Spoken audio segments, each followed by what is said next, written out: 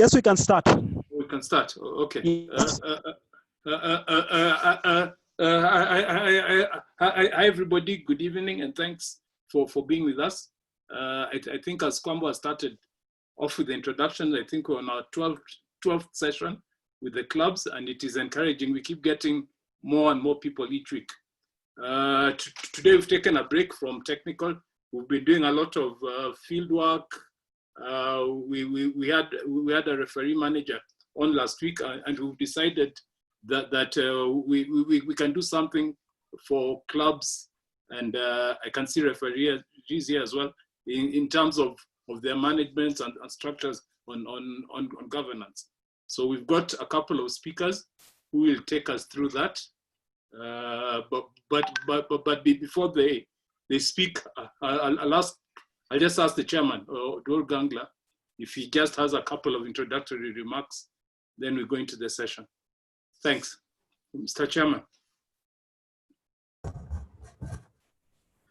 Okay, good evening, ladies and gentlemen. Great to have you all on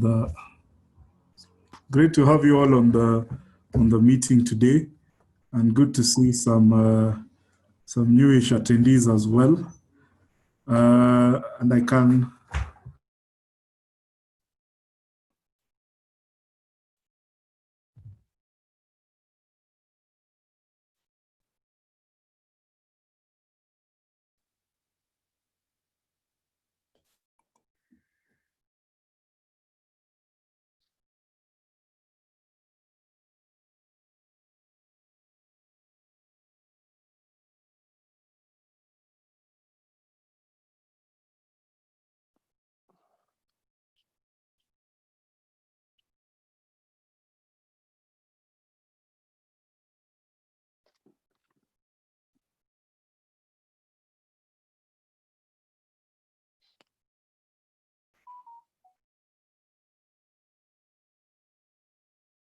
I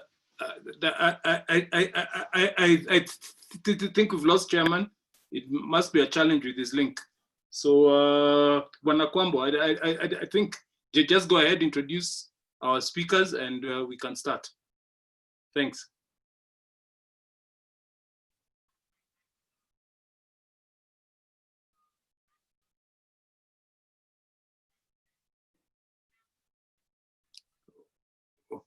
Also can't hear you, Kwambo.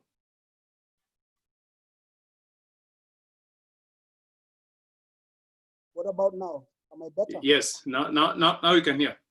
All right. Thank you very much, Tio.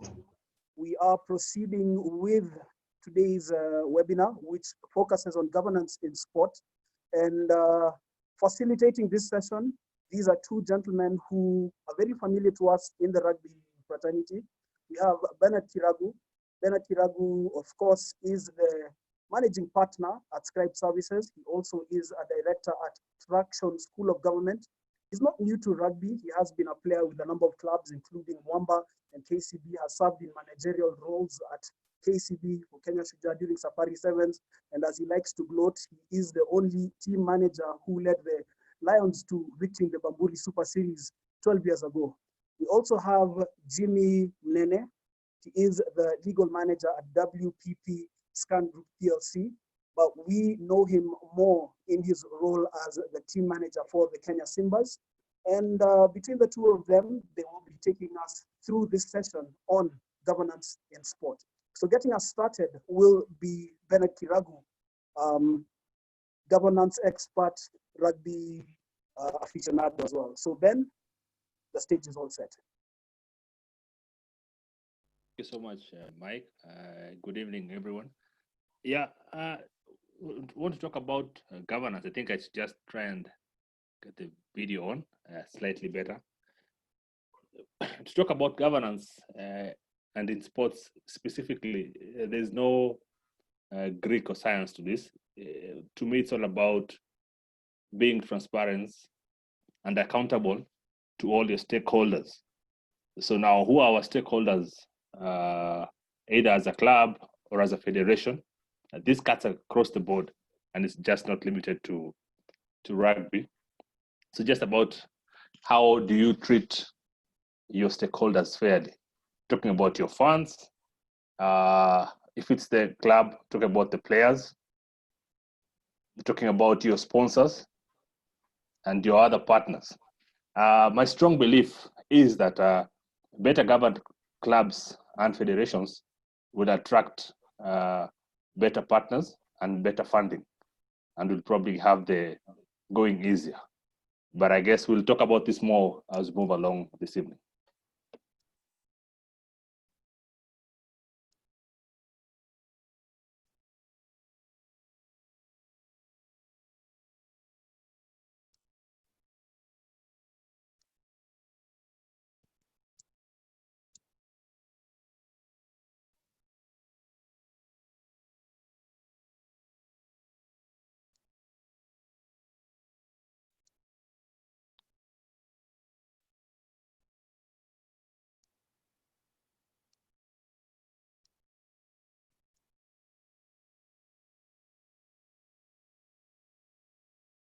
Yeah, I think I wanted to give that. Okay, just a brief overview.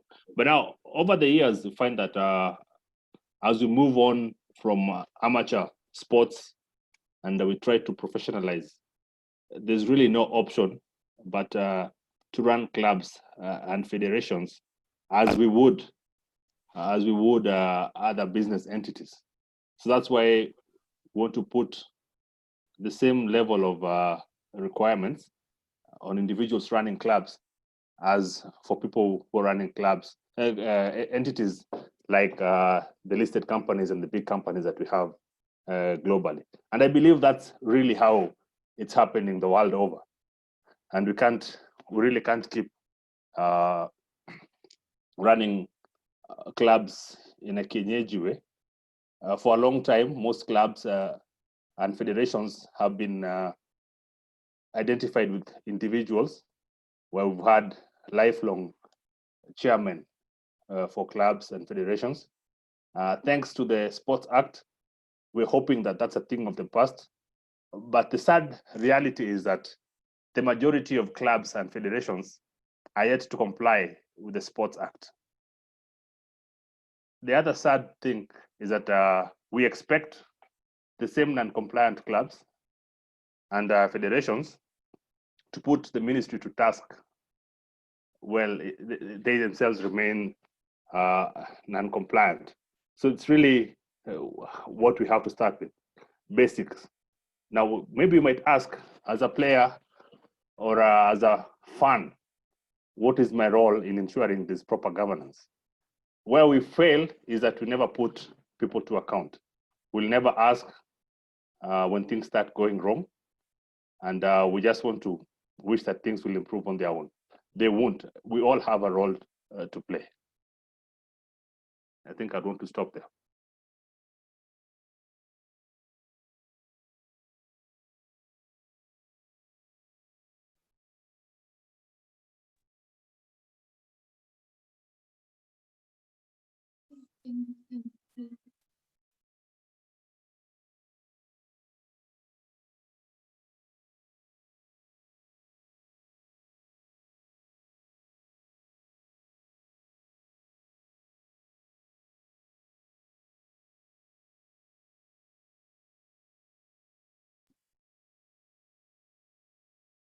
We didn't hear you, Kwambo. Just repeat.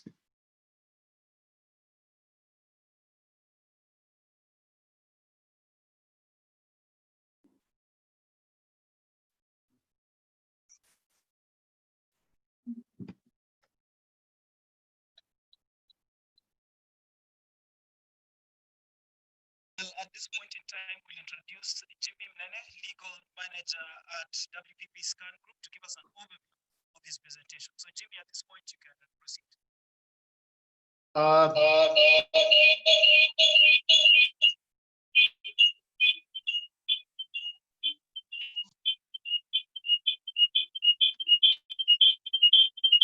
Thank you, Kwambo. It's good to see everyone this evening. I hope you all keep safe wherever we are.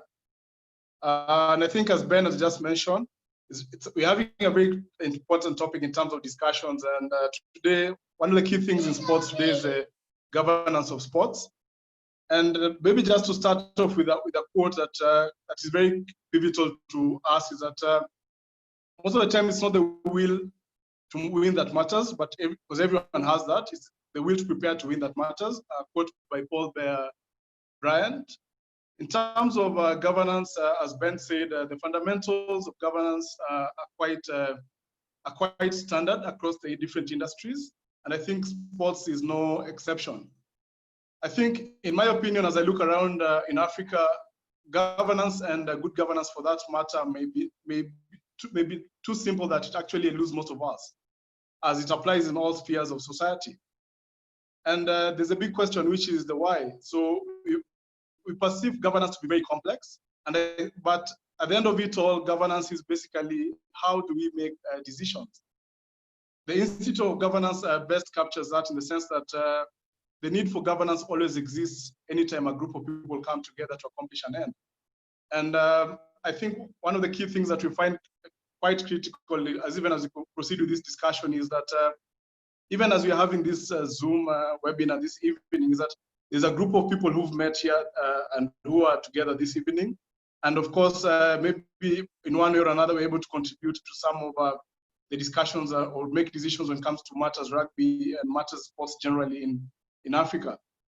So I think for all of us, every single time that we ask ourselves, how can we accomplish a task successfully in this day and age? It goes back to exactly what we say, and at the end of the day, the need for proper governance in making some of these decisions. By way of a background, I think it's very important to understand who are the actors in governance. And the number one main actor in every single aspect of governance is the government. I think without talking much into that, is that we all exist in different governances from different regions. And under that, and depending on the level of government in which a discussion is going, we have the different other players, which in the rural areas, for example, we have landlords or association of farmers or cooperatives, NGOs, you name it, who are actually players in governance. Then when you come to the urban areas, which is a bit complicated, you're talking about the urban elite, you're talking about the urban poor, the urban middle class who make decisions, you're talking about the media, you're talking about lobbyists, you're talking about international donors, corporates, and so forth, who influence a lot of the decision-making process. To add on to what Ben earlier mentioned, it's very important to look at what are the key principles of good governance. And I think as I continue this discussion, I'll bring you back to these key principles of good governance. So the key principles of good governance involve participation, and it involves consensus orientation. That is basically the process or decision-making process being inclusive of all parties, genders, races, and all kind of different players that we have, or different kind of humans that we have existing in the society. There's also a key principle in strategic vision, where people want to go and what people want to achieve in any endeavor that you want to take. It could even be a small endeavor, something that you want to do in your families. Then there's responsiveness, effectiveness, and efficiency. Areas of accountability and transparency. I know this will touch close in this discussion because one of the key things, and I think when it comes to governance in Africa, is the main question: are our clubs accountable? Are our clubs transparent? Are our federations accountable and transparent to its stakeholders? And basically, lastly, what the key principle of fairness and the equity of rule of law. I think before we delve deeply into sports governance, we also have to appreciate the fact that governance and society are intertwined together. And according to the Mo Ibrahim Index of Africa Governance, the key components which basically stem from the principle are on the things to do with participation and human rights, sustainable economic opportunity, human development, and of course the safety of the rule of law. Now, closer home and back to the main discussion, which is sports, there's something you usually keep on saying that there's magic in the power of perception. One person might look at a glass and say that the glass is half empty, while the next person seated just right next to them will just say that the glass is half full. But then depending on how you look at it, perception is very important, especially if you're going to ensure that any project that you endeavor in the sports world is successful. Now, how is your club perceived? How is your federation perceived in terms of governance, which is quite a key aspect. So I think to touch and delve into that, we're going to look at the fundamental of sports. And the key fundamental of sports is that, according to Wayne Goldsmith, who's a coach, a coaching expert and a speaker, Wayne says that a key fundamental in sports is skill. You want to have a perfect performance. You want to perfect your skill. If it's football, the kicking and passing. If it's baseball, the throwing and catching in both baseball and cricket. If it's swimming, what is the skill, the diving aspects and the finishing aspects. And then, of course, closer to us in rugby, of course, basic skills of tackling, passing, and so forth and so forth. So the fundamental of sports is skill. Now, having looked at the fundamentals of governance and looking at, of course, now the fundamentals of sports and tying them together, sports governance is quite a very key and is important aspect. So I think I'll stop at that before we continue with this conversation and hand it over back to Kwambo.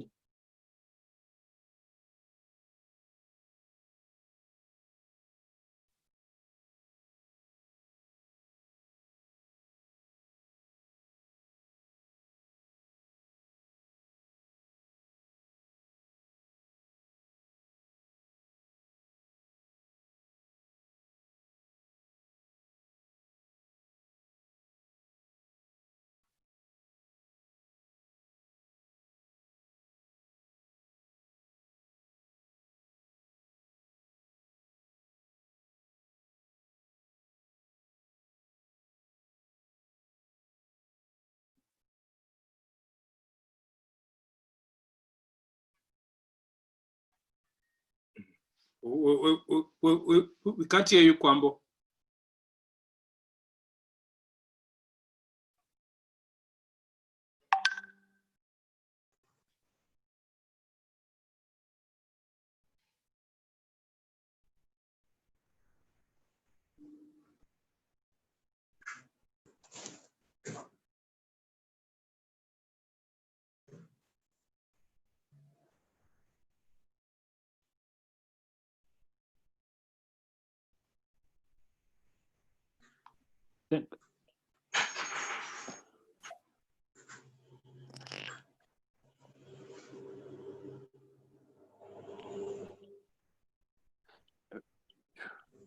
Maybe as we wait for Kwambo to get back online, I'd really just to emphasize a couple of points that Jimmy mentioned about really governance in clubs and also at the federation level.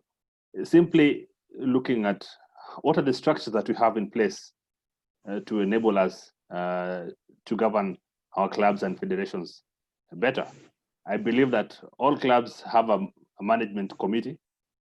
For us at the union, we have a board of directors and a secretariat. Whereas there's no one size fits all. I believe each and every club does at least have a semblance of a structure. And now it's, for me, simply it's just a matter of everyone having their own rights, which also have responsibilities in return. As a player, we have a contract with you.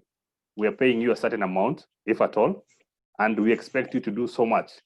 At least train, play, and then with that right that you have as a player, we also have a responsibility. As a fan, for instance, what is it that we expect you to do?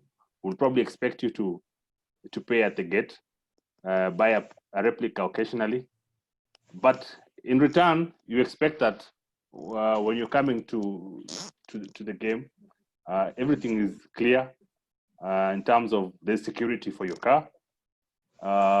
You have a place to watch the game from. After that, you also expect that if indeed you are if you are a paying member as maybe a subscribed members. I know some clubs have been able to handle this very well, where they have people who pay a subscription at annually, and then these are the people now will need now to put the community to account for one, funds received from sponsors, from gate collections, etc., and then ensure that everyone is treated fairly. So I think for a long time, sports has been seen as a leisure activity and not the serious business it is. And this cuts across the board, across federations, and I believe across the continent. So we need to keep asking ourselves, why am I in this? What can I do to make this better?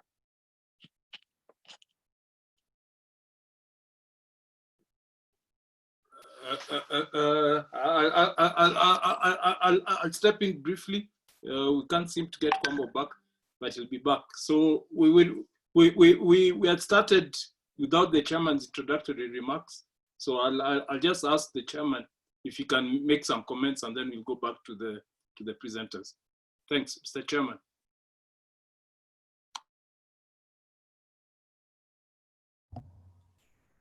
Sorry, Tia, I'd actually clarified on the chat, we can just continue so they don't lose their train of thought.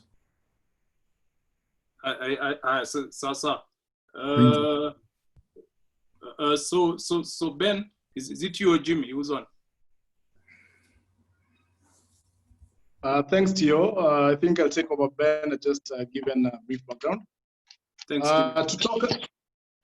to talk about, I think now that we've given a background of governance and the fundamentals of governance as well as the fundamentals of sport, I think it's very important now to, of course, now marry the two in terms of how they interplay, and to add on to what Ben has said in terms of the key principles that we have at club level and all that. It's very important to understand that sports governance are intertwined, and of course, there's a lot of interest in the sport that is coming up. Media interest, stakeholders interest. You have various government institutions coming into play, and of course, they're being interested in the governance of sports in the different federations that we have. We're also having the issue to do with multinationals being interested. And of course, most of our players, most of our coaches, most of us even in the call today, of course, exist in the society. So we have interest from various members of the society. So yes, I think we've come of age in terms of where we need to go, and appreciating the need for governance in our sports federations and clubs. So it's high time that sports teams start looking at how do you develop strategic goals and direction. How are the boards monitoring the performance of the organization?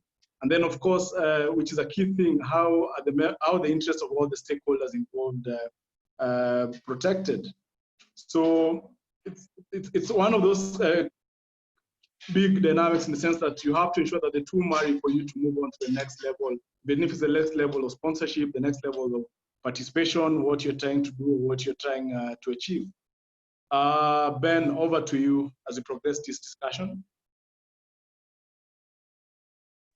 Yeah, thanks, Jimmy. I think I want to really emphasize and the need for compliance with the law. We are very lucky to have a very advanced or let me say progressive sports act compared to what we had previously. And I think among the things that you'd require to register as a federation or a club is a strategic plan. So for a long time, we've been happy to make it through the season. But now here's the government telling you, we want to know, where do you plan to be in the next so many years? That's a big, big question. And I'm sure most federations and clubs are really stuck there because not many people have given it the thought. To further add impetus to the need for continuous deliberation, we are yet to see, or basically not really, we have actually seen already sponsors pulling out from clubs locally, mainly in soccer, citing poor financial performance. This is definitely going to happen, expecting more and more of that. So how prepared are we to either diversify our sources of income, and also how do we ensure that clubs remain afloat? That's why it's very, very important to keep thinking, and committee members who are elected into clubs really must realize that it's not a chance to go and have a pint after a game. It's so much business. Unfortunately, it's not as rewarding as maybe in other corporates, but maybe it's about time we'll get clubs to start hiring executives, because that's definitely the way we have to go, because end of the day, we need to get resources. This needs to be managed very well, and to attract additional resources and the quality of personnel that you require, clubs must be well run in the first place.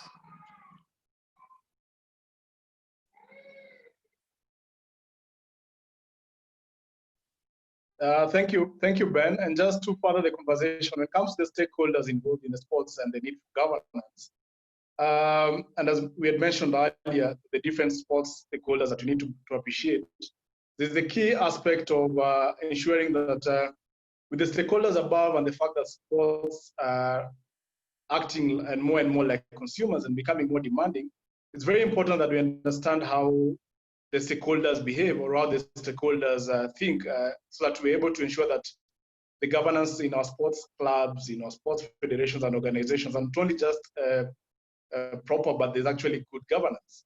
So to navigate the changing the everyday consumer context, we have to focus on society behavior. We have to look at consumption. We have to look at the culture. What culture do we have in the games? We have to analyze the media synergies and how they're adapting. I'm sure most of you will understand, and I've noticed during the COVID-19 pandemic that the sports business has been largely affected. Now, looking at best practice and looking at other sports that have actually ensured that their governance aspects are well suited, if we can all remember, and I'll give one example of the All England Lawn Tennis Association. This organization are the organizers of the Wimbledon tennis tournament, and they took out a pandemic insurance 17 years ago.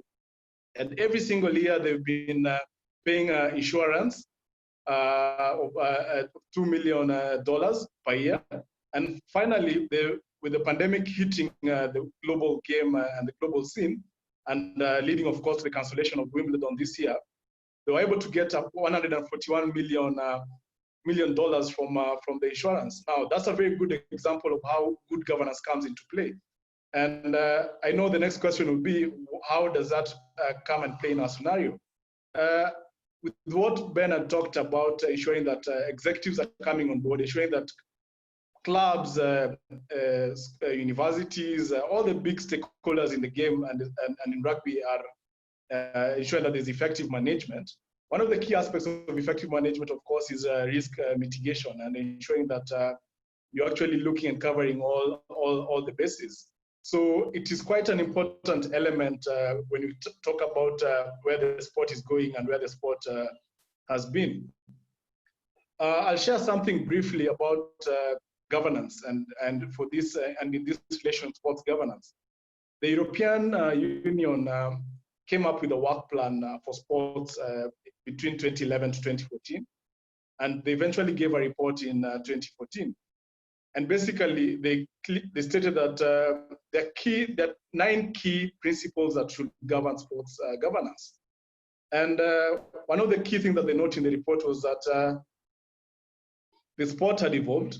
There was what we call commercialization of the sport, aka the commodification of the sport. The sport is now like a good. In our clubs, we can sell this through merchandising, through media sponsorships, through any other type of sponsorship. The report noted that the need for sports governance was also impacted by the media interest in the sport.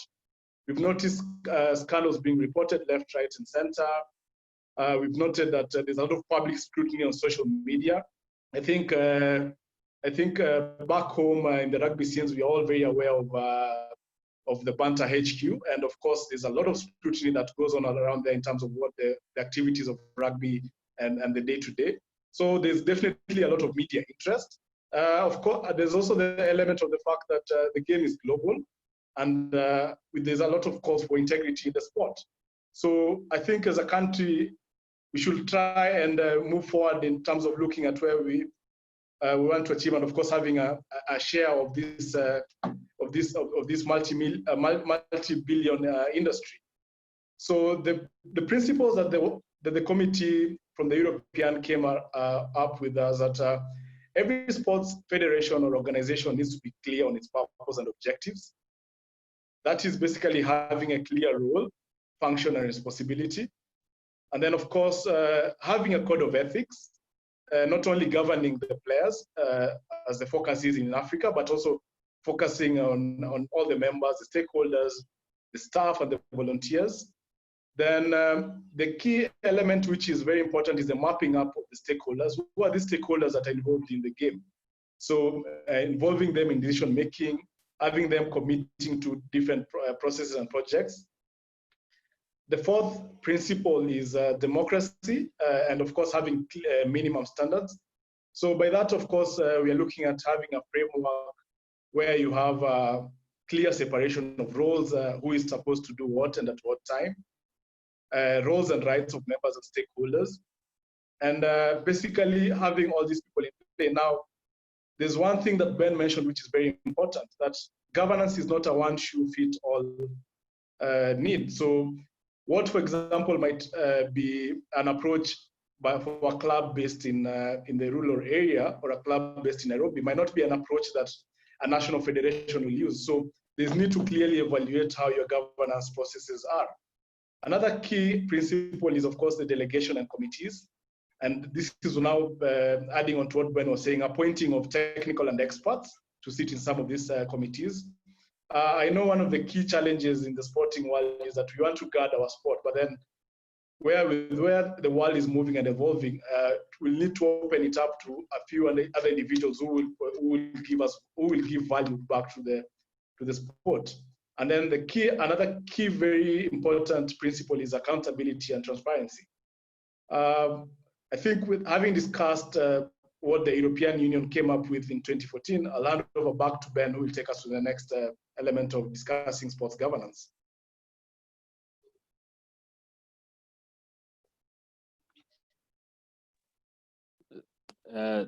Thanks, Jimmy. I think I've already seen there's a question which I think I will probably try and incorporate as we move along. One from Wilfred Maranga asking, what's your take on registration of rugby agents by Kiragu, bearing in mind the valuable roles they play in representing athletes? A very good question. But now I think we'll get to talk through this more and more as we have this discussion on taking the game to the pro era. But now we need to start thinking about our short-term goals, medium-term, and not so long-term goals. Because how do we develop only players for pro rugby, yet we're not doing anything, or rather much, for the match officials? How are we preparing ourselves to take the game to pro level as a federation? If at all, the clubs themselves have not had that hard discussion. So it really is a long process, but I'd prefer if it's something that happens in the medium term.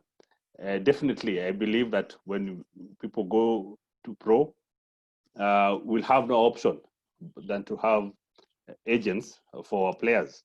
But this means that our clubs will have to be so well structured, because I believe the reason some clubs and federations will be worried about getting into contracts is because they're not sure they're able to pay their players the next season or even the next month. So it's really a wholesome discussion we must have, and really must decide what elements are we able to deal with now, and then take the painful decision and decide now this is how we're going to approach this. But as far as I think, we really must have this discussion on going pro now. A few clubs have tried, but we can't really move as a country in sports. Basically, across the board, where only 3, 4, 5 clubs are able to have contracts that they can enforce.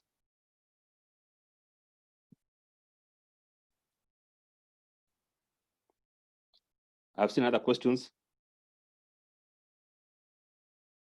Another question. Maybe I'll try and maybe Jimmy, do you want to take this?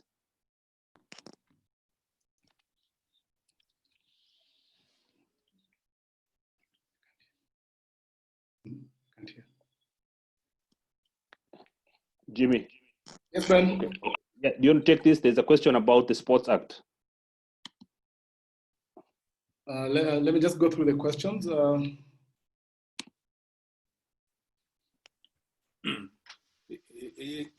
It didn't seem to appear on the chat, Ben. I think it was sent to you privately.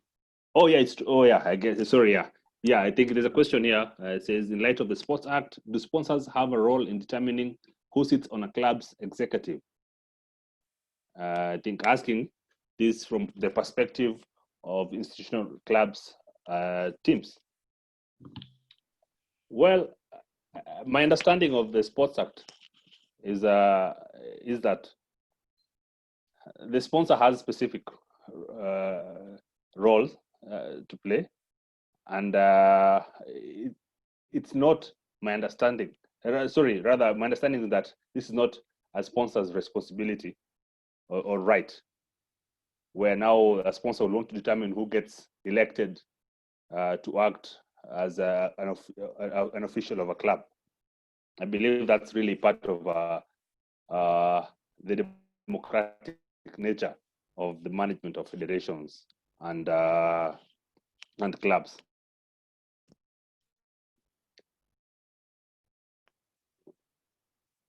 And just to add onto that, Ben, I think with my screen being shared, there's the element of very important of looking at the sports, different stakeholders in sport in today's day and age.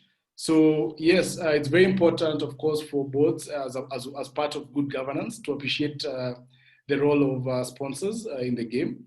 But then what that means at the end of it all is that in terms of the committees of any sports federation or any sports organization, the sponsors can sit in these boards as experts, because then basically what you're trying to do is that you're opening up, you're being transparent in terms of your day-to-day activities. Of course, there's the key element of the fact that they're investing their finances to ensure that a fundamental of sport, which is to develop proper performance, is achieved. So it's a thing of marrying the two, and not necessarily saying that now because a sponsor sits on the board, then they have the right to make all the decision or change the decision policy. So it's all intertwined into one big thing, but then there are very different aspects. And that's why it's very important, as I mentioned earlier, when you look at the principles of sports governance, not to look at these aspects in isolation, that all of them are an important cog in the wheel.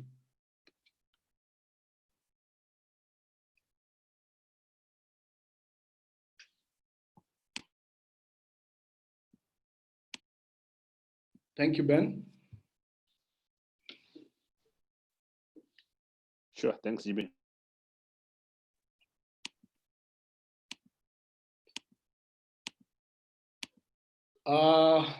Moving forward from the principles of good governance, the next question, and I think the next point of our discussion with Ben, was that now, what are we trying to achieve? I think the key question is that for us to break through to the next level in the sporting world, is that there has to be, we have to have sustainable practices and sustainable models to ensure that the game evolves. Now, over the past, and the reality of the matter is that sports in Kenya has been run on a self-regulating model before the Sports Act came into place. And of course, it's anchored a lot on our amateur pastimes. And if you look at most sports, or rather the people who actually played sports to the highest level in most of these countries, they didn't do it as the main thing, but rather as something that they loved and enjoyed. And of course, yes, it was a pastime for them. But then with the maturing sports industry, the traditional governance models, of course, are not able to satisfy the needs that are required in this day and age. Now, we have seen that in Kenya, most organizations and federations have not been able to sustain their program, or we've had one-time hit wonders. So you find, for example, and maybe just to touch on one of the sports being cricket, you find that you have a successful run and a successful few years, and then from then on you're not able to sustain the progress in success. And it clearly talks a lot about the underlying framework and the need now, for, of course, to ensure that there's proper governance, to ensure that the frameworks are actually very important. I'd actually applaud athletics as a sport in Kenya, because one of the key things, and of course, maybe people might argue that the dynamics in athletics are much easier because it's an individual sport. The governance aspect in athletics has been quite remarkable, in the sense that being predominantly, of course, in the past associated with a specific region in the country, we find that there's a very strong presence and a very strong governance in the rural area. You find that it's a complete, there's complete ownership from the rural players. The grassroots ensure that there's a flow of talent, there's infrastructure, basically with having the high altitude training center in Iten, which has also served as sports tourism by offering running holidays for various world-renowned athletes. So it's quite an important aspect that has led to sustainability in the athletics world. So yes, and moving this discussion forward, there are quite a number of challenges that we faced in Kenya, Ben, and I think some of the key summaries, and maybe just of the few things to say, is that and being sports people, we always have sporting ideals, and we keep on saying that, oh, maybe our institutions are beyond reproach. We always try to protect our own. Oh, this is my guy. Of course, that kind of language, and of course that in the coming future does not really have a lot of place in terms of where we want to go. When it comes to the governance structures, some of the challenges is that most bodies have lacked appropriate controls and sanctions. Most bodies have, there's been a clear lack of separation of roles. We've seen most bodies where the board and the day-to-day management are not aligned. I think there was an article the other day about cricket to do with one of the CEOs who actually was one of the few guys who actually stayed and managed the game for only 7 months before falling out with the chairperson. So, of course, the lack of effective risk management practices, lack of sustainable structures and planning. So this has led to turbulence in the sense that financial planning and financial structures are not sustainable and are not forthcoming. So you find you have years where teams are heavily funded, then you have a year where a team is not funded. So those are some of the few challenges that we are facing, and maybe back to you, Ben, to further the discussion. Yeah, well, Jimmy, I like that you want to talk about different federations, because yeah, we don't exist in isolation, and whereas there's lots of talent that's bubbling under. I think rugby has benefited a lot, and basically all sports in Kenya have benefited a lot from a structure that's working in the schools system. But now you find that it's working, and they're able to attract some sponsors, at least to some level. However, we find that we lose count, or rather, of these so successful players in the high school days. What happens? How do we track these people? How do we benefit from the organizational structure and ability of the secondary school sports association, and ensure that really all these federations are kept alive and they keep moving forward. But now the other risk is really about how we treat sports as a country. What is the amount? What amount of resources are committed towards sports? I'm a strong believer in sports, and I know that it could be one big employment creator. But now we need to start thinking about now commercializing this. I know there are a few universities who have a working scholarship program, but why does it not work as effectively as it would? Because other than a few years when we had people at Strathmore going on full scholarships, and then we could see that sports performance was also doing very well at the university. How can we make this work? And I also think any other university can adopt the same. But now we've never had that mindset of professionalizing the sport, or basically all sports that is. So now you get to asking ourselves, what is the union's role in this?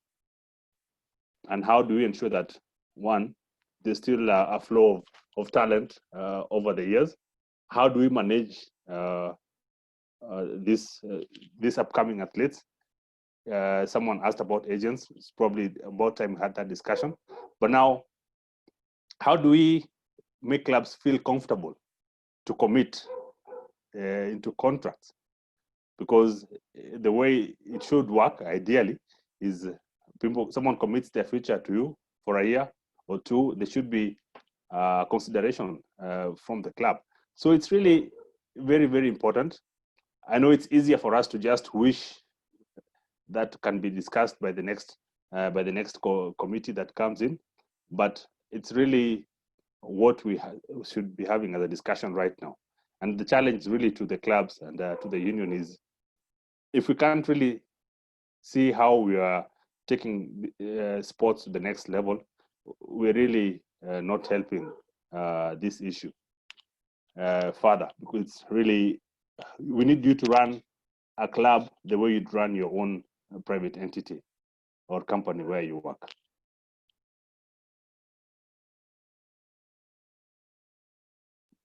Thank you, Ben. And I think if you can all just have a look at what I'm sharing currently on the screen, in terms of the way forward, and that's basically what Ben has just touched on, and where do you want to go?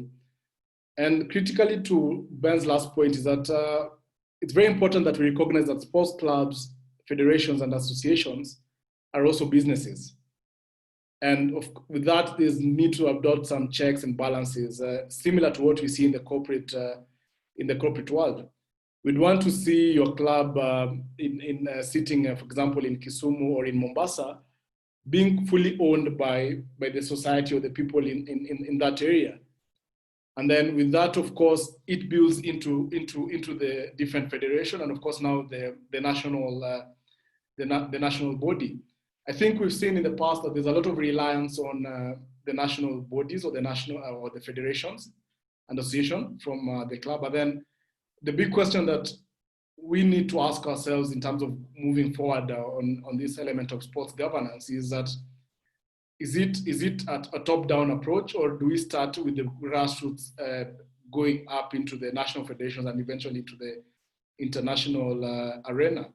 And of course, with proper frameworks to build onto our fundamental, which is basically to ensure that there's skill and there's proper performance in the sport. There's a kick. The big thing is that we have to appreciate that it has to start somewhere. And Ben touched on the elements of school and the feeder systems in the universities and eventually to the clubs. There's a clear relation in terms of structures and how structures eventually contribute into success.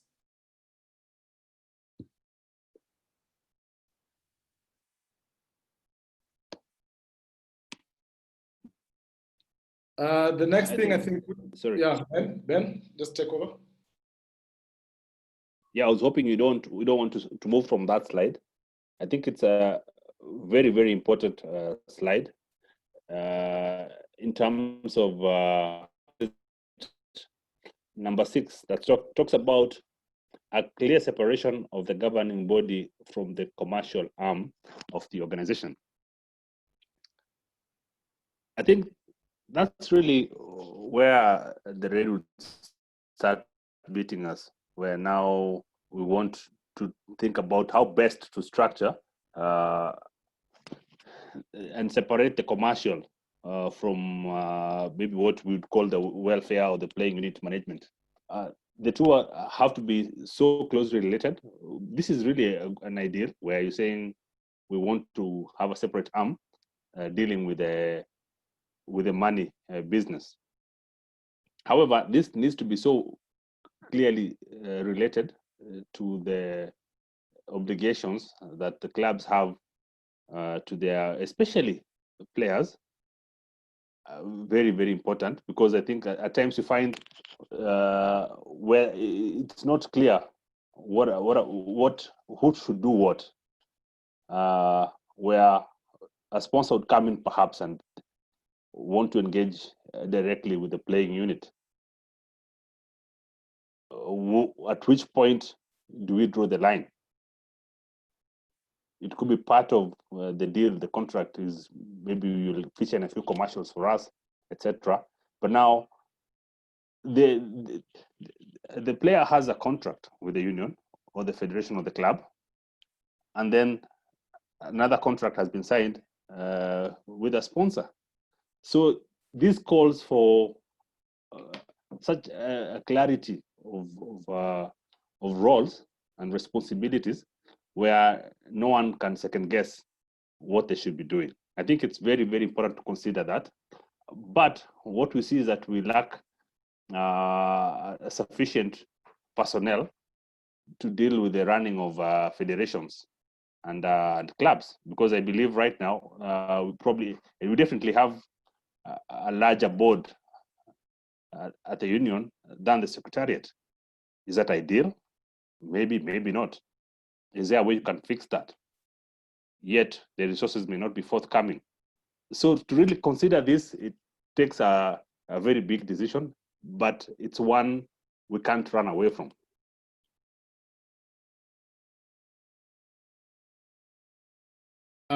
Thank you, Ben. And I think you've raised a very important point in terms of the clear separation of roles and what starts and where another begins. So it's quite an important aspect.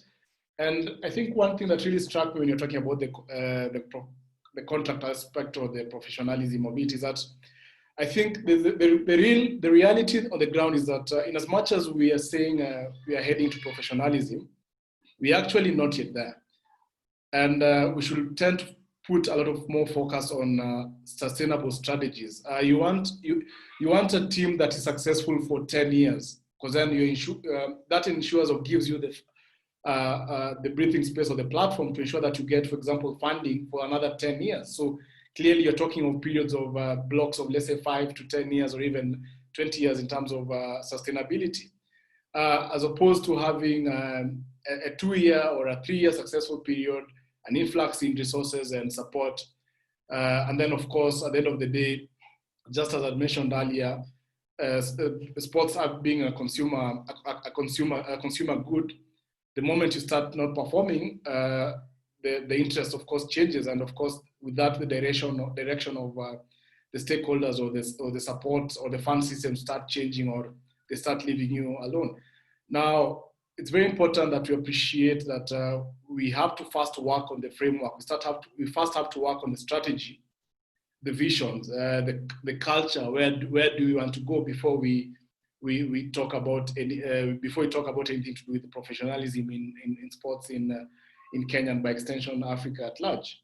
So it's a critical aspect, and the other element is, of course, the perception that comes with it, the half empty or half full glass kind of analogy. So it's very much important. And I think another key aspect that I wanted to touch on the way forward is that we have to empower those lower down the organization. so that we promote change from the bottom up as well as the top bottom. And then we have to ensure that there's diversity in the leadership. Ben, and I know maybe this is a very debatable topic, it's very important that we start involving those that actually care less about the sport, because they might actually tend to protect the sport. And this goes back to the question in terms of who are the key stakeholders and how willing are our federations, how willing are our clubs to open up our doors to them, so that they're able to come in and give us the ideas. And of course, this will lead to a lot of transparency in our activities as well as our commercial operations.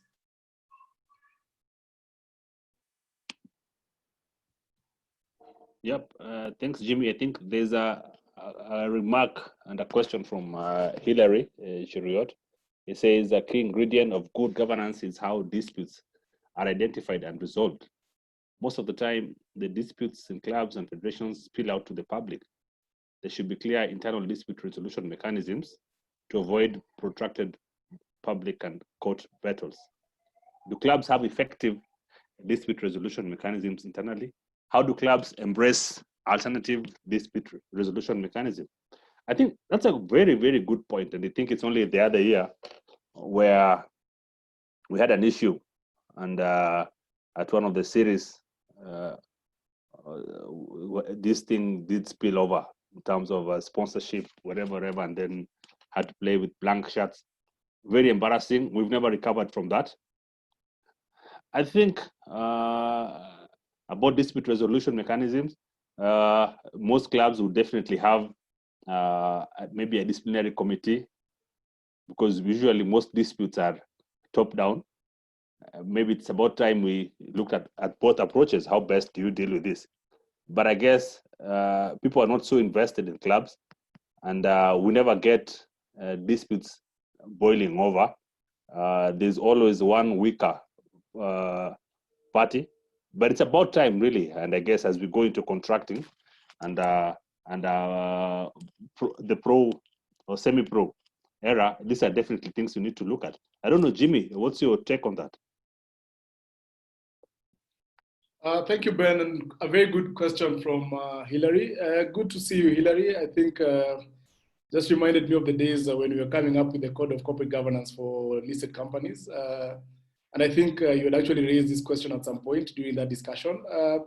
It's quite a very important question. And to add on to what Ben has said, I believe in this part of the world, what we see a lot is that clubs and by extension, universities and school always depend a lot on what the national federation has put in terms of structures to do with dispute resolution. But then back to one of the things that I mentioned earlier in terms of the way forward, ensuring that we ensure that we actually give a lot of insights and we develop the clubs first, the grassroots entities before looking at the national group. It's very important that clubs also come up with these dispute resolution mechanisms, and not just by word of mouth, something in writing, so that the same practices are also feeding into the national agenda. I think over reliance or always expecting that the national laws and national governing laws are basically what are going to sort the issues at the club level is clearly not the best way to approach in terms of from a good governance perspective.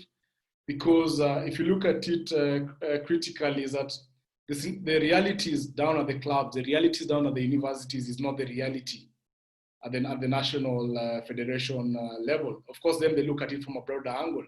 So yes, there's actually need to have effective dispute resolution mechanisms in place at club levels, and for clubs to start embracing alternative dispute resolution.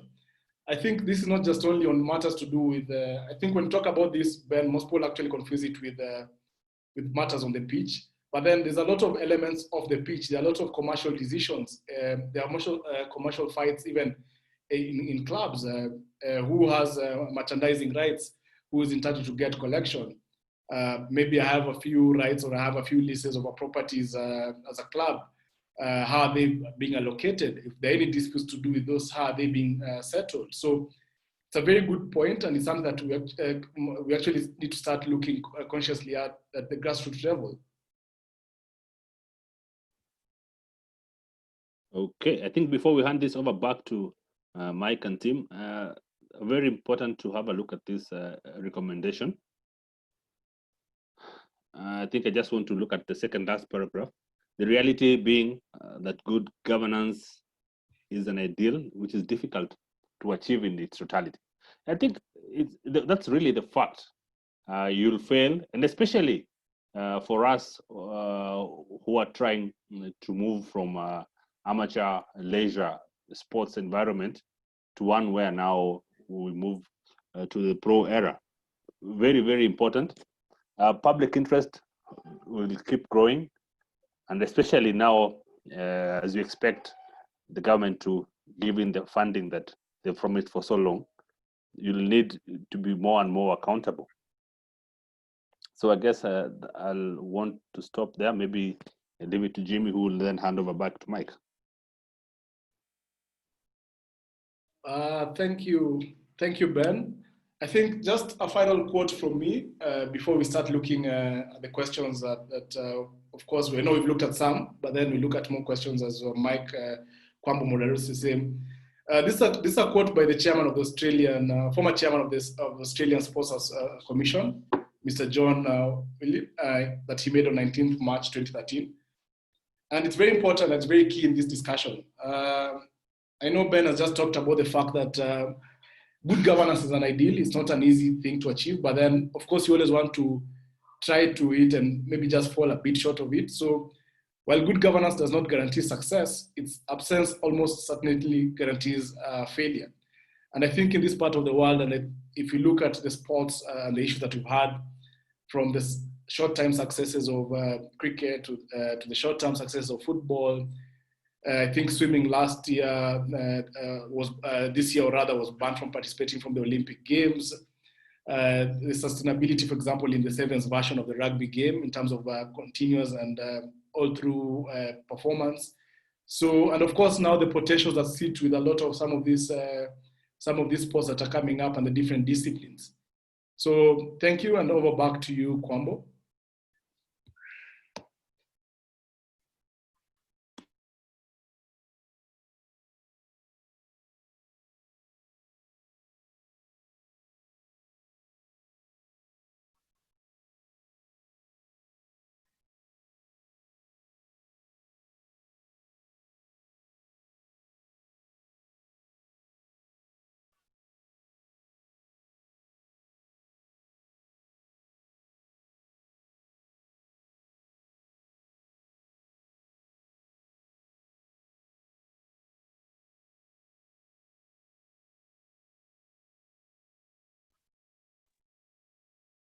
I don't know, Mike, are you there? But maybe as you... He seems to be having issues with his audio. Okay. If you can just check in the chat, Ben and Jimmy, yep. There's something he has posted there. I don't know if one of you wants to handle that. And then there's a raised hand I can see, and KCB chairman is also asking to contribute. So if you can just look at what Kwambo has posted in the chat, if you can react to that, and then we'll take it up from there. Okay, maybe as we look at that, we can have there's a Wilfred Maranga who's raised his hand. This is hand, yes. Yeah, we could start with Wilfred as we look at Mike's comment. Okay. Wanda Wilfred, if you can just unmute yourself and ask your question. If you have a question, Wilfred Maranga.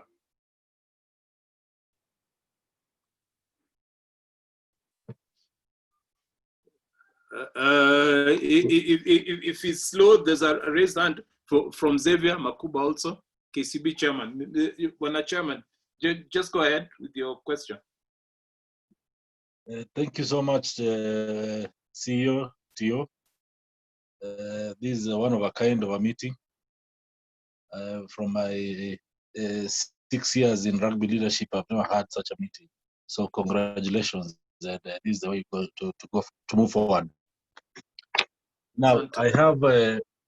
I have five issues I've been going through from the discussion that has been ongoing, and I can raise them one by one. Then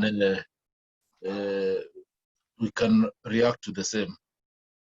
First, my first point would be from where rugby is seated. I appreciate so much the knowledge and the charisma in rugby, and we have all that it takes to entice any sponsor into our table. Unfortunately, we are not. Many of the times, we are not so lucky. But yeah, I was watching the news yesterday, and football was launching a major sponsorship where each club was going to receive 8 million. Whether it's a political gimmick or a fact, I don't know. But comparing rugby to football, it's beyond reproach. It's beyond common sense that the guys who are managing these sponsorships are either players of rugby or fans of rugby. But during this COVID period, then they've managed to come on to come forward and say they are going to sponsor football without even them knowing when football will resume is something that we really need to go back into the drawing board and ask ourselves as rugby, where are we really going wrong on this? Because we can sit back and say, this is COVID period, so sponsors are shying off. But on the other hand, we are seeing a sponsor who's ready to give each and every club 8 million shillings. So this is a wake-up call to be where I'm seated, and we really need to have such discussions and go back to the drawing board and see what do we need. Is it our marketing? Is it how we make ourselves attractive? Is it us not believing in ourselves because we are the ones managing this? On the other hand, in terms of corporate and the sponsors, you'll find so many guys of rugby compared to football who manage this sponsorship, but they're not ready to believe in rugby compared to soccer. That was my first point. Point number two is accountability is not a debate, it's not a discussion. Once you're in this thing, you must be held accountable. Once you're in a public office, you must be held accountable. Whether it's a club, whether it's KRU, you just must be ready to account.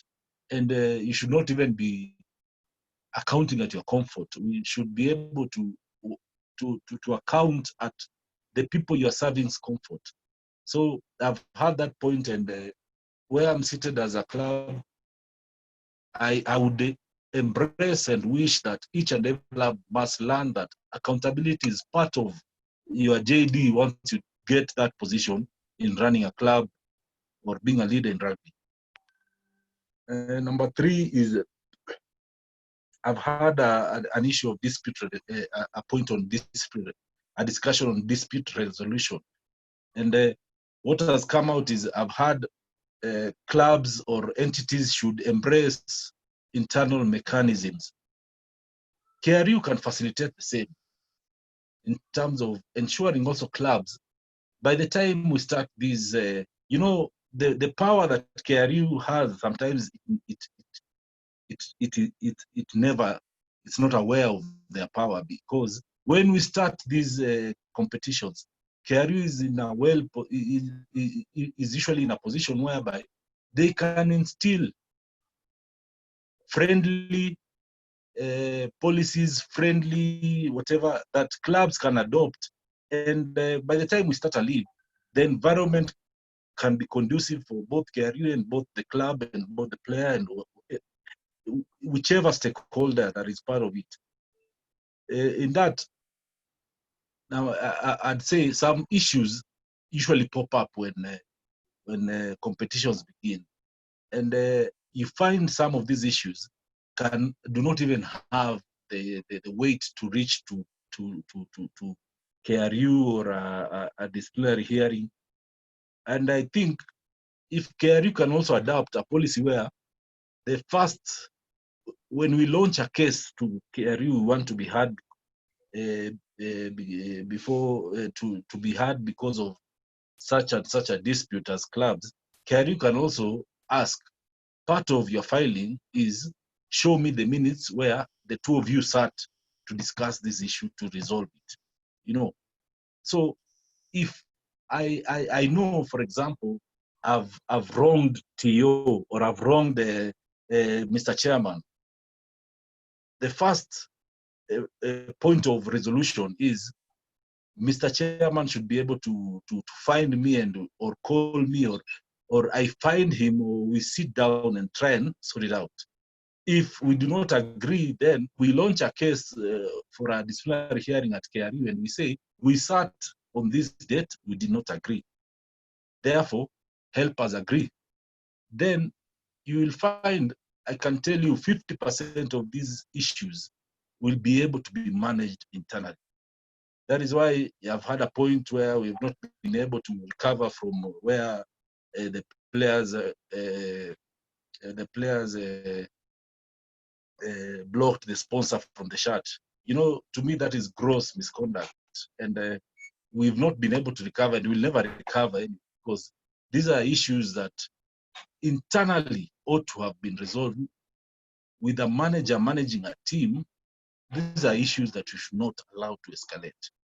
So once they escalate and they go into public, now we start running behind a problem instead of running ahead.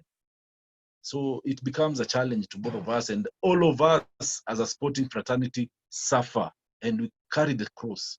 Whether you are part of the national team, whether you're part of Kenya Rugby, whether you are a fan, whether you are a club, whether you are a vendor at rugby, you suffer because once a sponsor is on board, all of these entities, all of these stakeholders in rugby enjoy, right? So number 4 was times have changed, and sponsors nowadays are more aggressive. Sponsors are more aggressive. Sponsors are not the yesteryear's sponsors where they'll just give you money and you disappear and then you reappear. The sponsors nowadays are so aggressive in the sense that they even want to name a squad. So it's a challenge to clubs and it's a challenge to us as rugby to manage such aggressive sponsors. It is not a time where you go to ask for sponsorship and then you're given and all they expect is you to file a receipt and returns. No, this is a time where you'll go ask for a sponsorship and you have to justify. Forget about accountability alone. You have to justify beyond reproach and show this sponsor that they don't need to invest here for 1 year. They need to invest here for 5 years. You show them, we demonstrate, and they'll ask and they'll keep coming, they'll keep popping because unfortunately they'll sponsor and they love rugby. So every other weekend they'll be there. So when you come to account, just know they've been on the ground and they are very aggressive. Aggressive in the sense that they will ask you, why are you fielding TO as opposed to Savior? You know, and you just must learn how to engage and respond to this. As much as even the same government is super aggressive, they want to know who is being elected, who is being the chair, when are the elections? You know, this is now sponsors getting aggressive, which they never used to, and we have to change and understand and live and readjust and live with the current norm, right? My last point is majority of rugby sponsors are either rugby fans or rugby players, or they've associated with rugby at one point or another. Not even sponsors of rugby, majority of sports sponsorship in Kenya. So it strongly relates to my first point. Yeah, why is it difficult for us to transform these guys quickly and faster than any other sport so that rugby can have the bigger size of the cake? Because if you go to any organization or majority of these organizations that are willing and ready to give money to sports, I can tell you for free, 90%, if not all of them, have an association with rugby. But on the other, right from the president, has a strong association with that right from his playing days. But when it comes now to the actual disbursement of funds, you find that rugby is shelved or is not a need, is not a near need. How do we, as leaders of rugby, we have this advantage? How do we correct this so that these other sports should be eyeing rugby and saying rugby is lucrative with a lot of sponsors because majority of these guys in leadership have a history in rugby. That should be the case. That should be the rod in town. Finally, it's good to have a chairman who resonates well, who is in corporate, who understands his corporate governance, and rugby or sports is a balance between corporate governance or governance versus politics and dirty politics. Because today we are lucky we have a chairman who understands this other side, but tomorrow we might have a guy who has no clue about governance, what it means, what it takes, and because he was a smartly dressed guy during election and he went through. So we also need to see how we can balance, and I understand some of the leaders in rugby, they have to balance. You have a corporate this side who's giving you money, and you have to have the fans and the voters this side who have no clue about whatever you're discussing in terms of governance. So it's whatever product that is coming out, whatever treatment that is coming out should be a treatment that can be able to sync and harmonize from both perspectives, so that you don't put a leader's neck on the chopping board, yet he has a following on the other side that has no clue about what governance is. But all the same, I agree, governance is not a discussion, it's something that must be embraced and must be adapted in the near future. In the current future, for us to be able to move quickly to whether it's full pro or whatever. Otherwise, thank you so much. Those are my contributions. Thank you, Chairman Xavier. And Asante. If I can just make a comment, Jimmy, before you guys react to Xavier. Thanks, Xavier, for your comments. Just before Ben and Jimmy react, we did a small seminar on sponsorship on the 3rd of June. So for those who are on this call who didn't attend that, the link is on our Facebook. It's up on our Facebook and Twitter feeds. You can look that up. It will help you basically see how to structure sponsorship proposals and so on. But as to the other questions as to why we're not really attracting, I think I'll allow Ben and Jimmy to react on your queries. Thanks. Sir Jimmy, you can go. Thank you, Tio, and thank you, Chairman Xavier, for the comments. Very important comments there, and I think it's very clear, and I think people appreciate that where there's no money, politics is useless. And what do I mean by that? I think it's very important to understand that at the end of the day, why do we attract these sponsors, and what enables us, or what enables these sponsors to stay in the game? Bringing its correlation and its relation to governance, it's very important to understand that when you apply governance across our picket, and that we align with our interested stakeholders' manifestos financially, we're able to attract these sponsors. And the key aspect is that sponsors or stakeholders act like consumers, and they become more demanding. And that's what you are basically alluding to, the fact that you find even at some point they want to name squads. I think what they're trying to do, and even when they try to initiate such kind of actions, is that they're just trying to ensure that there's value back to them. Maybe they feel that there's a squad that will keep on winning for them, so that at the end of the day, there's more viewership and there's more linkage back to their teams. So Chairman, I think once we understand how stakeholders and how sponsors act, and the fact that they actually act like consumers, we're able to understand their consumption practices, we're able to understand their behaviors, we're able to analyze media synergies and start adapting.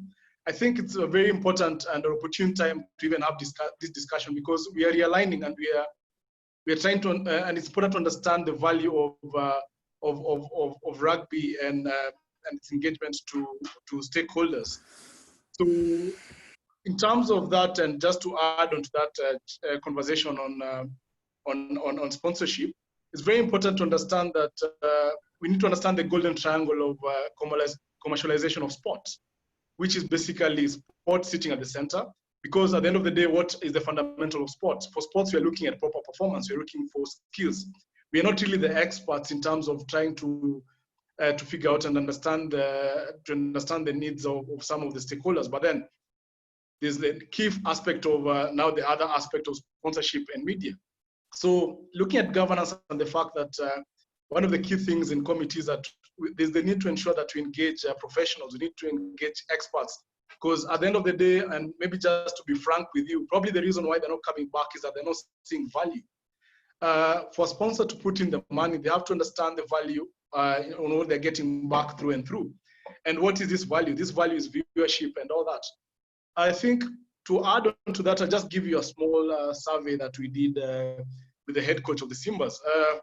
I think earlier this year, one of the key things that we were trying to do on data analytics was that to move away from the conversation on how selection of our squads, let's say, for example, is subjective or objective. There was an element of ensuring that data was provided for analytics to kind of provide a qualified assessment of our players.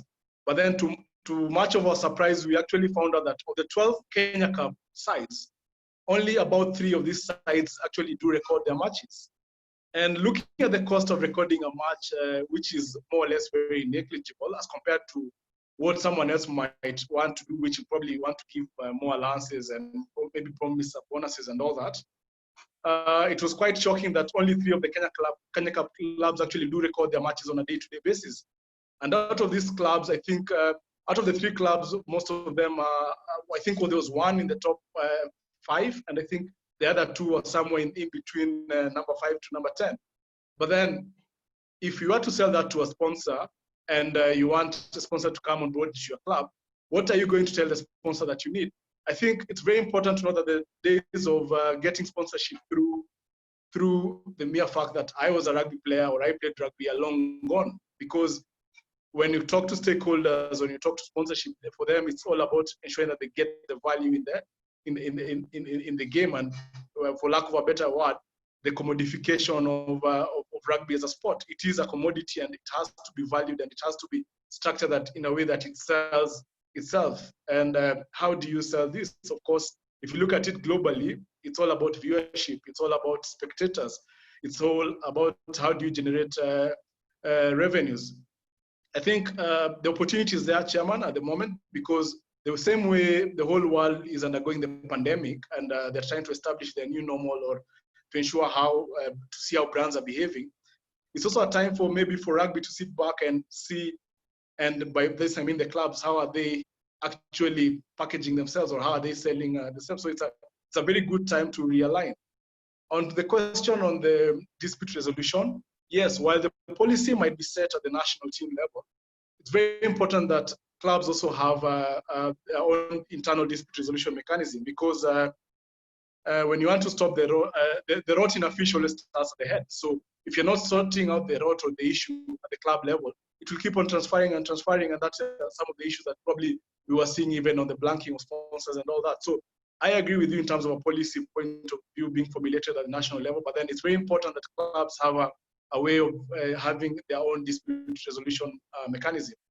I think those are my few remarks on your questions, and I'll hand over back to Ben. I think, Jimmy, very well put. Before we forget, there are a couple of comments here. I want to just walk through Michael Kwambo's comment about good governance should not be a mere compliance issue. Doesn't require additional activities that can only be undertaken by professional organizations with paid staff. Smaller organizations can equally consider certain actions or changes. And then I think just to regular self-assessment will allow the organization to consider what is feasible and what is desirable. It allows the organization to be a front runner rather than one chasing the pack. And in sport, only the first ones fight for the medals. I think I have nothing to add to that. Very well put. But now there's a question which I think would be good to consider. One from Collins Masai, who asks, how do we ensure there's diversity in leadership of clubs to include non-sportsmen who are good leaders and also the minority groups? Then he says, running of clubs requires time commitment. Are there structures to ensure this is so with the leaders? I think I'd want to dwell more on that diversity point, and maybe trying to add on to what Jimmy has said about, and to answer Chairman Xavier's question about why some federations are able to attract sponsors, and as a rugby fraternity, we may not.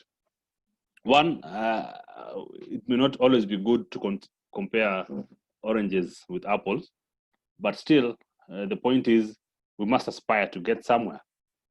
But it's probably that our reliance on ex-rugby players as sources of sponsorship is really what has limited us. And then what package do we have? What product do we have? Do we just want to tell sponsors we have a crowd of 5,000, 10,000 rugby fans? I think any sponsor who wants to put the money in, one will want to see a package that reaches far and wide. So really, what are we packaging and what are we selling? And that's why it's important. Maybe a good starting point would be for us to say we're a better governed federation. It's a better starting point than going to say, ask the chairman of the union to sponsor us because he's a rugby person. That really wouldn't take us really far, I think. But maybe Jimmy could react to Collins' question about diversity. Thank you, Ben. And I think to touch on Collins' question, and thank you, Collins, for the question. Yes, one of the key principles is ensuring that there's diversity, and by diversity you mean you have all groups represented in decision making. Now you might find that some of these people who are not, how will I say, the sports icons or the sports celebrities might actually guard the sport more. And I'd want to give an example, and I know this is a very interesting example to give. If one would ever speak to Mnene is one of the most long-serving people at the KRU in terms of from us offering security from a secretary of farm, is that you would actually find you might actually get a lot of perspective from Mnene in terms of how the game should be governed and how the game should be run. And true to that, Mnene is a key stakeholder to the extent of his involvement in the game. So yes, in terms of diversity, it's very important to ensure that there's a diversity at club level, to ensure that you have people giving you different ideas and sparking different conversations every other time, because these conversations are actually probably what we are lacking or what we don't have in rugby at the moment. And I think to add in terms of the other question on time, Collins, that is a question of accountability. I think accountability starts with being self-aware and being self-accountable to self. So the leaders in some of these clubs and some of the organizations and associations, they need to be able to consciously create time and ensure that they're actually giving value. Because there's actually no problem in actually putting up your hand and saying that actually do not have time because of 1, 2, 3, and leaving it to someone else. So accountability is a key aspect, and being able to be transparent and true to yourself. And another key aspect in terms of now the discussion back on what Ben was saying in terms of packaging of sports. I tend to look and give an example during this COVID pandemic. I think sports business is different from sports, in the sense that for sports, you just want to ensure that there's proper performance and the skill. But then for sports business, it becomes a completely different dynamic. And we've seen alternative sponsorship opportunities during this time. because as you're witnessing virtual events and, for example, in the likes of Super Rugby, the Premier Leagues and the likes.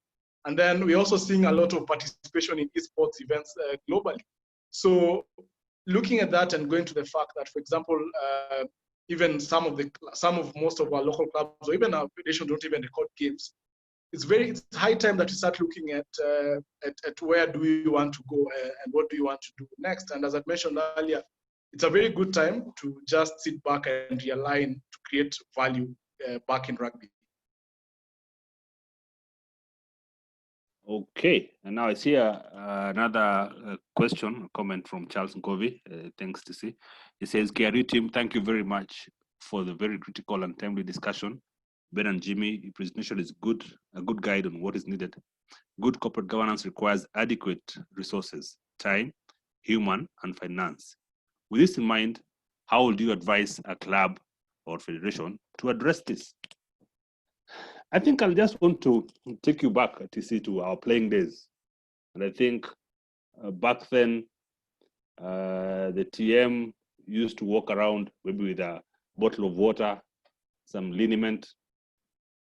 And then basically we only had a coach and a team manager. But what is the scenario right now? All clubs have physios, right? All clubs have assistant coaches. Basically, we've been able to expand this because we believe they are crucial. So from a governance perspective, it's a matter of creating a commitment and saying, one, I'll make sure that at least my accounts this year are audited and they're availed to club members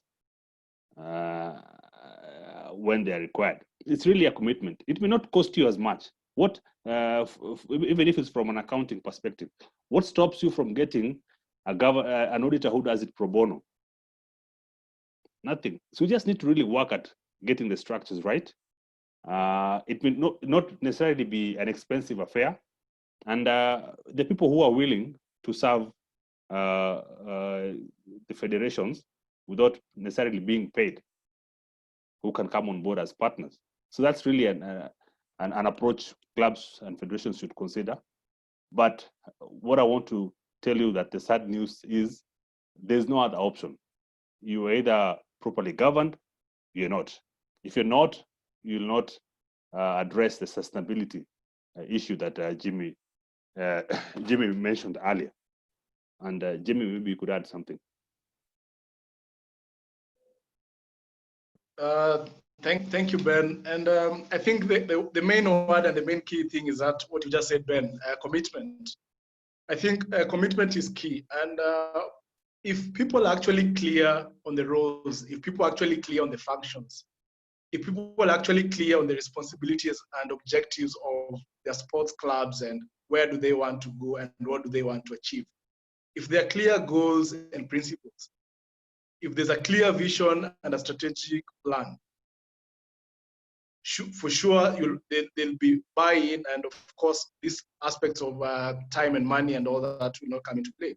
But then TC I also agree to an extent with the question, to the extent that the same way rugby has changed, and the reality is that we might not actually want to agree that has changed. The society has changed. I think the currency value in 2008, for example, and the currency value in 2010 are very different. So it's very important to understand and appreciate that aspect, because then that will lead to ensure that we have proper governance in our clubs so that we're not wasting each other's time.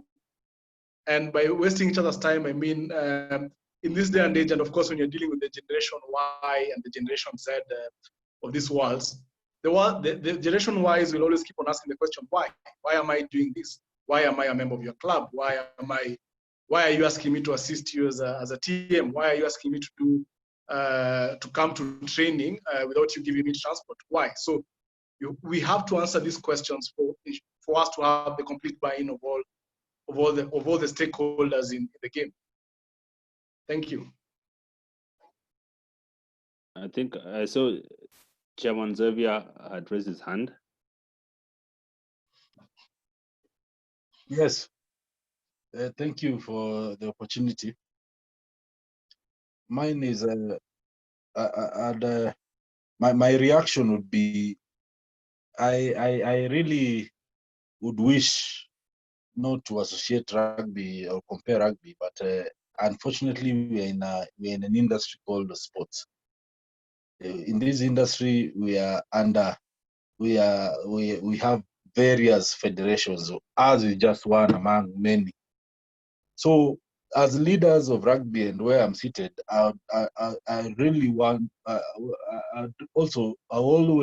always embrace understanding what other guys are doing. More so when they're able to attract. You must be able. I task myself to understand what they're doing right and what they're not right. And it is a learning curve that there are so many things I've borrowed from different sports implemented in our side, and have worked so well to us. And there are so many things I've also seen they've done wrong, and come back home and ensure that they don't happen.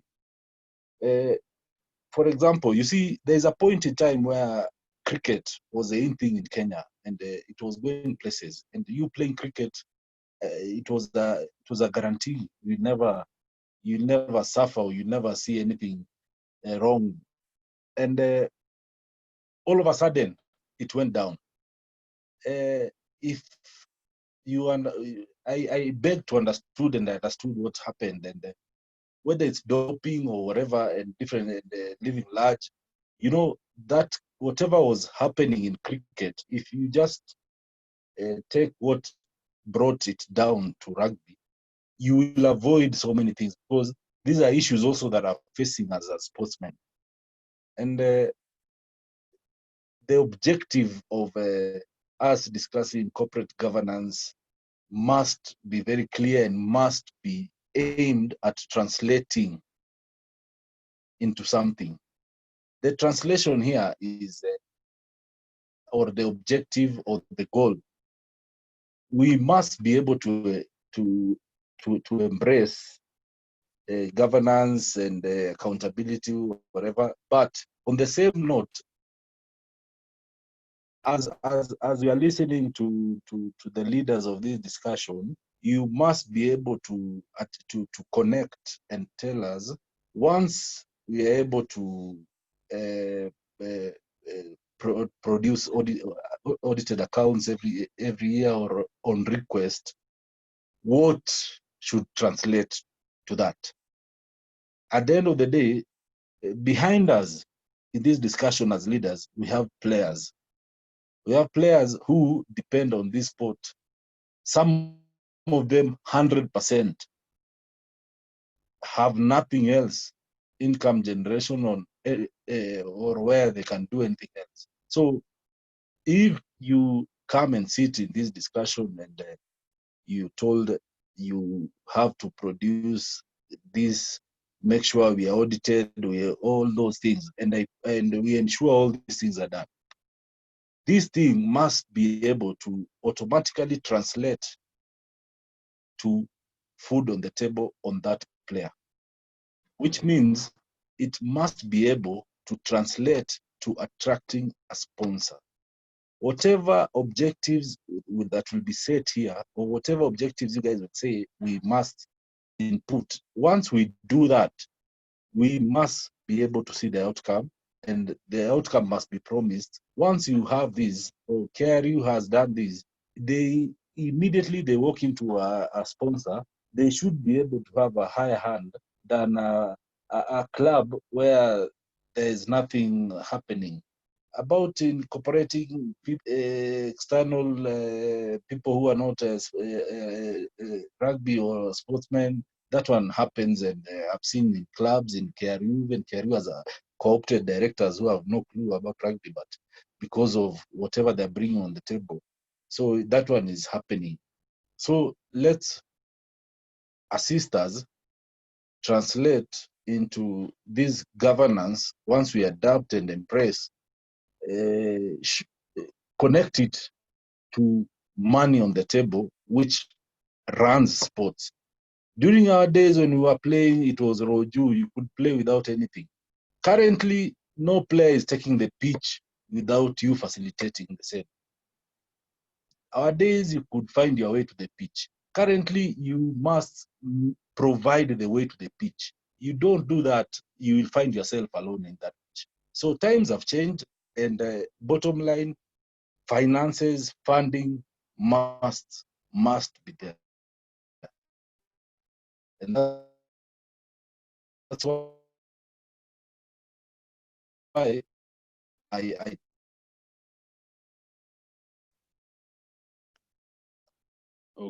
Okay. I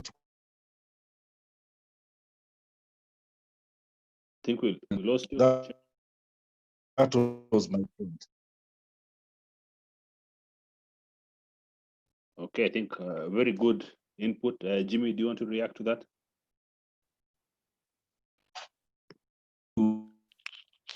Yeah, thank you, Ben, and thank you, Chairman. I think the spirit and the points put out by Chairman Xavier actually very correct.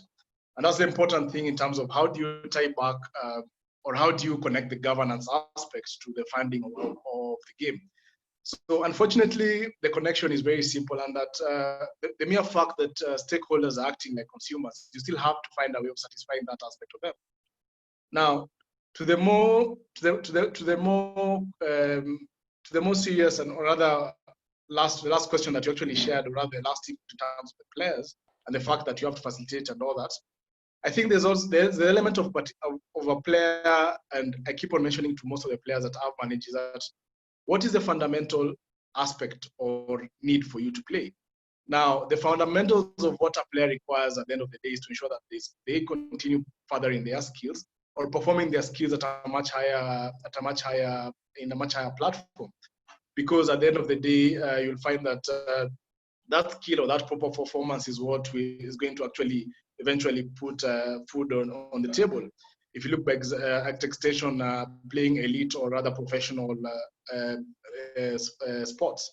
Now, the elite sporting competition is a completely new ball game, and it's a fresh ball game in this part of the world, because with that comes with lifestyle adjustments. With that comes with a lot of changing initiatives, and that is why it's very important that once you have your governance proper and you've laid down a proper structure, once the success comes in, and with success, of course, there's always money and attention that comes in, you're able to sort out some of these underlying issues that actually fall into place. So the fundamentals of sports, the fundamentals of governance, the fundamentals of marketing or sponsors, the fundamentals of them getting value are different, but then they're all intertwined in one way or another. There's always something that someone requires from the other party. And that is why it's very important that I always keep on saying that in as much as the athlete or the player is at the center of the stakeholder chain, even it's important for them to also have learnings in terms of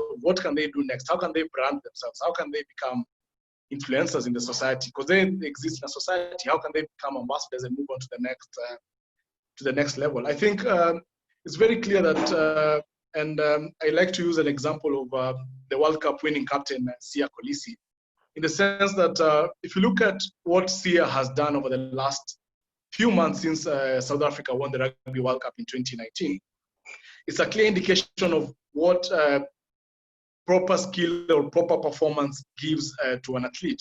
Because over and above that, he's been able to tie that down with the sporting aspects. And of course, we are seeing some of the initiatives that is involved in, and of course, his brand and his value as an individual in turn is also increasing. So there are always these various different elements, and sadly, at times, one has to come before the other. I think before there was limelight on our Shujaa players, they had to start succeeding on the pitch. So for us, it's for us to ensure that the framework is actually right and the governance aspects are proper, in the sense that we're ensuring that performance is consistent. There is a culture within the rugby teams and in performance, and from then on, you're able to push and able to grow from that aspect. So yes, Chairman, it's actually a very good question, and it's something that we need to all start thinking and start aligning, so that we're able to see or reposition and have value in the sport. Great. I think, Jimmy, what you're simply trying to say is you can't have one in the absence of the other. in other instances, you can say it's really a chicken and egg. You can't say we'll do this before we give us the money first so that we can account. So it's really a discussion that we sadly must have. Well, not sadly, that we definitely must have, and that's really the take home from here. We must have better governed clubs, better governed federations, and it's not accusing anyone. Maybe it's just a matter of not engaging with the stakeholders for them to know that you are indeed doing this. So that's really another piece of advice to federations and clubs. Let people know the good things you're doing and that you're available and transparent. And then hopefully we'll be able to attract the right quality of sponsors and partners. I think I want to give this back to Tio, since I'm not sure Mike is back with us.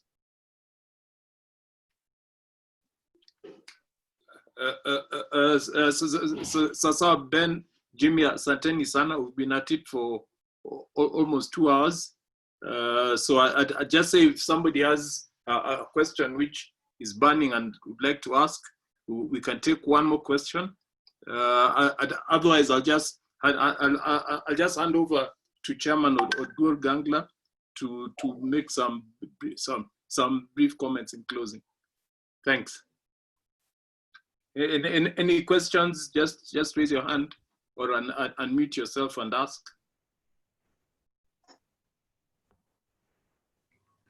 In the absence of that, Mr. Chairman, I think you can just proceed and close for us. Okay, thank you very much, ladies and gents, for the webinar today. I think it has been a very insightful opportunity for us to just share views about governance. And just to concur with what Xavier says, I think in virtually all the sponsorship meetings that I've gone to since becoming chairman, the first discussion item on the table is about governance at KRU. And governance is not just about having a board and having audited accounts. It's about how we are running the organization, how we are making decisions, and how we are treating players. The full thing, everything we do is under scrutiny. And a lot of people are just watching to see what's going to happen before they commit. And I cannot overemphasize that. And I'd asked a question earlier. Unfortunately, I missed because internet has been fluctuating quite a bit.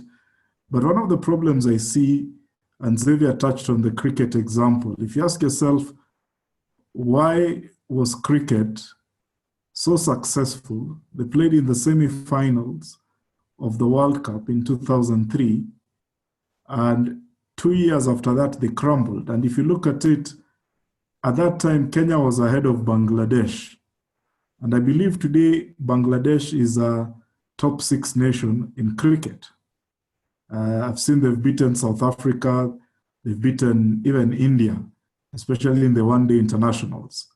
So I've also been trying to study why is it that they were so successful and they failed. And at the root of it, it always comes back to governance. So this is one aspect which we have to get right, not just at the union, but also at the club level, because the union at the end of the day is the amalgamation of the clubs. So it's not possible that you can have a super strong union and the clubs are weak. It's not possible. The union reflects the clubs. So that being said, I just want to really appreciate Jimmy and Ben for sharing insights with us today. As you'll all agree, rugby has a lot of people with capacity. We know all the answers to the problems we face. So the challenge on us as a game now is to just walk the talk and execute so that we can achieve success. And if you look, and the reason I don't despair, 4 years ago, FKF, I don't think we've gotten to their stage, but they're in a very bad stage. But look at, and not just this partnership of this week, look even at last year, the number of partnerships that they got into, including for the lower leagues. And what happens is, once one key sponsor believes in what you're doing, the rest follow. And that's the game. And if one sponsor who's a significant sponsor is skeptical about what you're doing, no one is going to take a chance on you. So, and I've watched someone like Nick. If I look, even them, the first year, they sort of struggled a bit. They had issues with Harambee Stars, etc. But the second year, they put their house in order. And all of a sudden, even people like Safaricom, who had vowed they'd never go back to soccer, came back into soccer with Chapadimba, which has created a real impact. And from then on, everyone wants to get involved in soccer. You go for some of these community events, you find there are 10,000 fans. So there's a lot to sell. And that's what I think makes it attractive. So let's just get our house in order, and then we'll become a very attractive proponent. If you look at even the golf people, who golf was the game no one ever went to watch, but today a lot of Kenyans go to watch, whether it's KCB Masters or Kenya Open. But 10 years ago, it wasn't like that. And the golf guys will tell you for free, they came to rugby, they saw what we're doing at Safari Sevens, how we had created a nice atmosphere for people to enjoy themselves. Whether or not they watched the game was almost irrelevant. In fact, I think now we have more people watching the game compared to, say, 10 years ago. But they went and repackaged their product. And today, if you look at it, Kenya Open, I think, has over 20 sponsors, one event in a weekend, and everyone is struggling to give them money. So it's so critical that we get our house in order so that the money flows, because it's the only way. It's a question of confidence. So I'd also want to just thank again our secretariat for putting this together. And I believe we've all learned a lot from this. And let us all continue to observe the protocols. There's a lot of work happening with the ministry around the return to play approach, and very soon we'll be sitting to engage as well as rugby. We already have some framework which we are still discussing with the board, but I think very soon we'll need to start discussing, and we plan. Let's not wait until the announcement is made and then now you say, okay, now we start. We want to get ready. I don't know when it will be. It could be this year, it could be next year, but I think it's now important for us to plan for that because of everyone is quite hungry for rugby. With those many comments, thank you all, and stay safe.